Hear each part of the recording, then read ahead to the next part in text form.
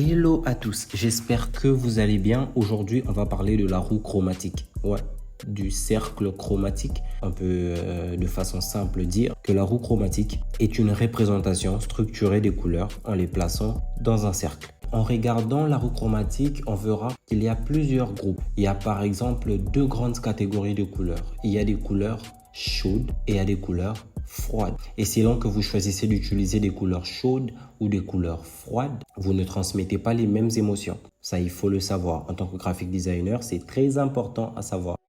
Il y a des groupes ou des catégories. Il y a principalement trois catégories de couleurs. Il y a des couleurs qui sont dites primaires, c'est-à-dire c'est des couleurs qui n'ont pas été obtenues par l'association d'autres couleurs. Par exemple, le rouge, le bleu et le jaune sont dites primaires. Et puis nous avons des couleurs secondaires.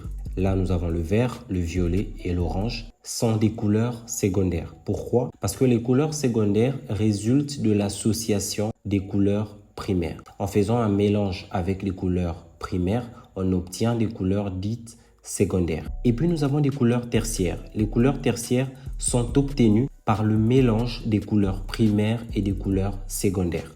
Cette notion de cercle chromatique nous emmène à parler d'une notion aussi très importante qui est la combinaison de couleurs. C'est même pour ça, je pense que tout graphic designer doit connaître et savoir comment utiliser convenablement la roue chromatique. Il ne suffit pas juste de prendre des couleurs n'importe comment dedans et d'essayer de les associer. Il faut savoir comment les associer de façon harmonieuse. Oui, si la musique c'est les oreilles, le graphic design c'est la vue. Ok? Donc vous devez savoir comment combiner les couleurs. La première combinaison qui est assez simple à mettre en place avec une roue chromatique, c'est les couleurs complémentaires. Associer les couleurs complémentaires sur la roue chromatique. Comment découvrir les couleurs complémentaires? C'est simple.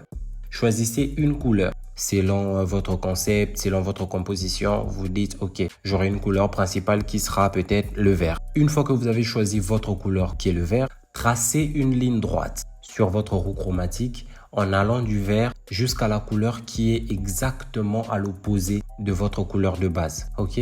Vous allez avoir une ligne droite et les deux couleurs sélectionnées sont des couleurs complémentaires. En mélangeant ces deux couleurs complémentaires, vous obtenez un fort contraste. Ça donne du caractère à votre composition graphique. À part les couleurs complémentaires dans votre roue chromatique, vous pouvez aussi combiner les couleurs analogues. Vous pouvez faire une combinaison de couleurs analogues. Comment distinguer les couleurs analogues sur votre roue chromatique? Les couleurs analogues peuvent être trois couleurs ou plus qui se trouvent toutes les unes à côté des autres dans le cercle chromatique. En associant ces trois couleurs analogues, vous obtenez une combinaison harmonieuse. Bon, bien que parfois, vous pouvez avoir le risque que ces couleurs puissent se confondre.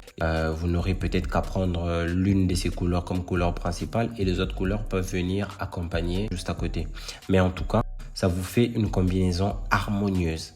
Nous avons une troisième combinaison de couleurs et cette combinaison de couleurs, c'est la combinaison triadique ou de contraste. En allant de votre couleur de base, vous avez votre couleur de base, vous allez tracer un triangle équilatéral sur votre roue chromatique et les trois couleurs sélectionnées vont vous faire une association triadique. C'est donc une combinaison qui requiert trois couleurs qui sont à égale distance les unes des autres sur le cercle chromatique. Et pour finir cette vidéo, nous aurons aujourd'hui la quatrième combinaison de couleurs qui est la combinaison monochromatique ou encore la combinaison Camaïeu. On utilise différentes nuances d'une même couleur. Vous pouvez utiliser donc un large spectre qui inclut les teintes les plus sombres et les teintes les plus claires.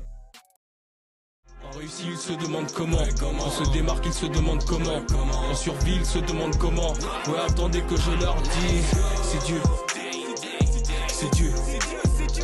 C'est Dieu. C'est Dieu. C'est Dieu. C'est Dieu. C'est Dieu. C'est Dieu. Yeah. C'est Dieu. C'est Dieu. Yeah. Depuis des années, je suis resté le même.